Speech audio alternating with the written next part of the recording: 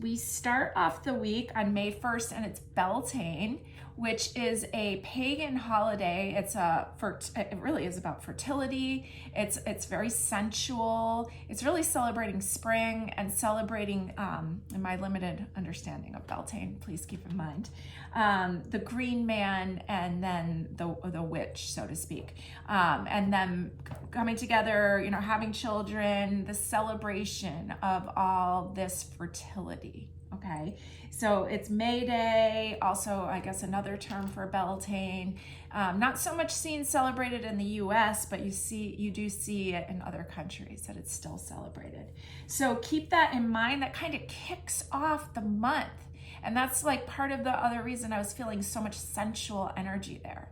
And if you're not in a relationship or you're not interested in that kind of sensual energy, that's still passion. And that's still energy that you can pour into your projects or your art, or just into your life. So you use it however you choose, okay? So we start off the week, happy May Day, happy Beltane. We start off with the moon square Venus. Like I said, there's a lot of squares and trines, and they're kind of bouncing back and forth all month. We have square with Pluto. It's interesting because we have the square going on, then Pluto starts its retrograde, and Pluto rules the sign Scorpio. So we have this full moon. So there's a lot of activity with Pluto. Remember, Pluto just moved into the sign of Aquarius, and it's leaving behind the sign of Capricorn, but the retrograde is going to send it back into Capricorn for a little while. I think it's going to do it a few times, and then it'll finally station in Aquarius. I believe it's this year. And so this is the final cleanup, especially for you Capricorns, rising sun or moon, or if you have strong Saturn or Capricorn presence in your chart. This is really a time where it's going back. Pluto, which wants to transform everything, is going back into Capricorn, final cleanup. So please pay attention. What's still lingering here? What needs to move forward, okay? Is it when Pluto gets back into Aquarius for good? I'm hoping and I'm envisioning great change for this world because we sure need it. So Friday, where's my little list here? Okay, keep things light on Monday, Beltane. Because of all those squares, let's just keep it light, keep it fun. I think of Beltane, I think of dancing around the maypole, right? So that is just a fun, light time. On Tuesday the 2nd, the conversations, remember that your conversations are going to be revisited because of retrograde. So choose your words wisely. On the 3rd, you may want to spend some simple quality time with women you love because we're going back and forth from the square to the trine.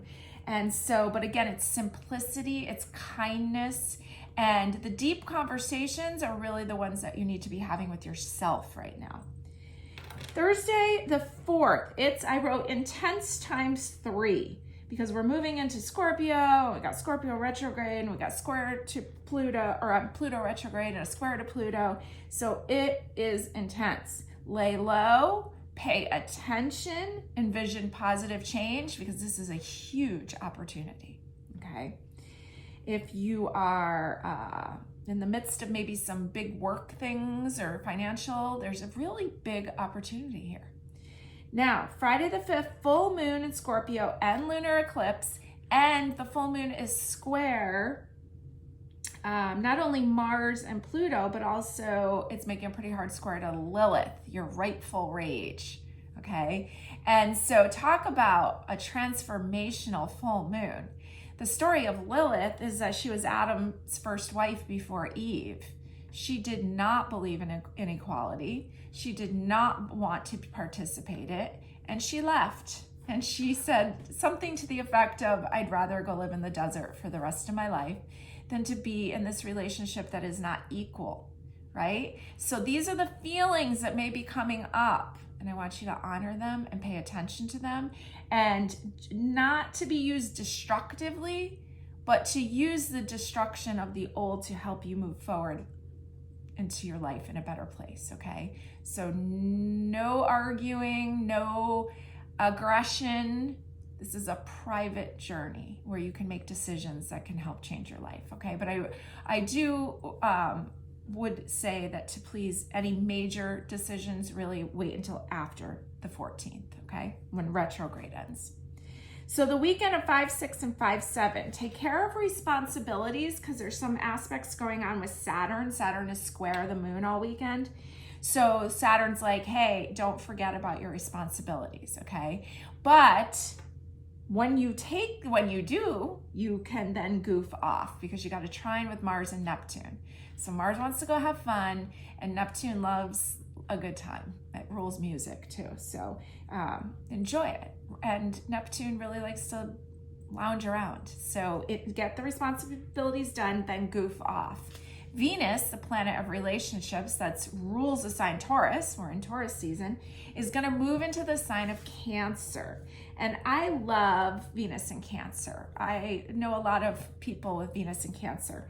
And I wrote down, savor the sweetness, because Cancer can be so compassionate and it can be, reminds me of like breakfast in bed. Okay, so just enjoy the period of Venus in Cancer.